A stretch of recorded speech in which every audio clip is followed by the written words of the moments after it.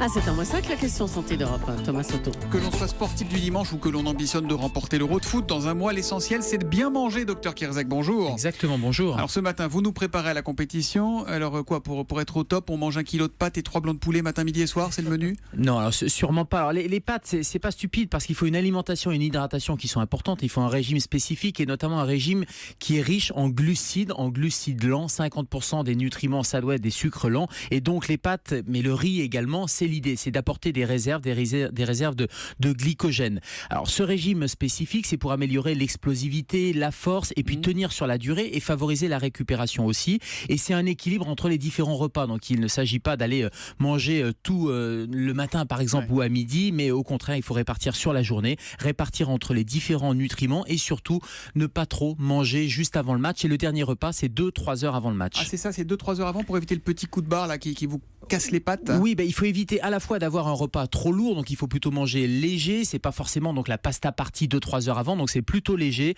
une bonne hydratation et ça va éviter le fait d'avoir des sucres lents, ça va éviter effectivement ce petit coup de barre parce que ça va permettre à la fois d'avoir des sucres rapides et des réserves, ce fameux glycogène, mais c'est l'entraînement régulier et ce sont les glucides lents les 3 jours avant la compétition qui vont permettre d'avoir ces réserves et de taper dans ces réserves. Est-ce qu'il faut prendre ces petits compléments alimentaires, ces barres énergétiques, là, ces petits boosters là, alors, je sais que c'est très à la mode, c'est un apport de protéines, mais finalement c'est inutile. Si vous avez un bon régime alimentaire équilibré, il n'y a pas forcément besoin de ces barres énergétiques. Et puis c'est comme les boissons énergétiques. Alors les boissons énergétiques, il y en a qui sont commercialisées où on peut les faire de manière artisanale. C'est de l'eau avec un peu de sucre, éventuellement une pincée de sel également. Et c'est à ne pas confondre avec. Un peu de sel, ça c'est bien. Et exactement. Et c'est à ne pas confondre avec les boissons énergétisantes. Vous savez, ce taureau rouge ou ces boissons Red qui Bull sont. Compagnie, là, voilà, ça, parce que là c'est trop sucré, il y a trop de caféine et c'est pas forcément bon pour les forts sportifs. Donc on boit de l'eau éventuellement avec un peu de sucre, un peu de sel, mais rien d'autre. Oui, avant la compétition, par petites gorgées fractionnées. Et puis à la mi-temps, c'est important aussi à 45 minutes d'aller s'hydrater et d'apporter un peu de sucre. Et le repas d'après, alors on a gagné ou on a perdu, il reste quelques jours avant le match suivant, c'est la fête, on se lâche, pizza bière? Alors, j'allais dire collation plutôt que repas. Non, pas pizza bière, il faut un apport sucré là aussi, il faut réhydrater.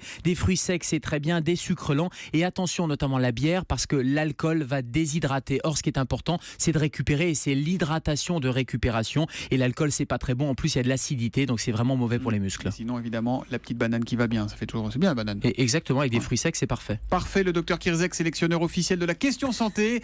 Ça veut rien dire, mais ça sonne bien. Prochain match demain à 7h-5. À demain. À demain.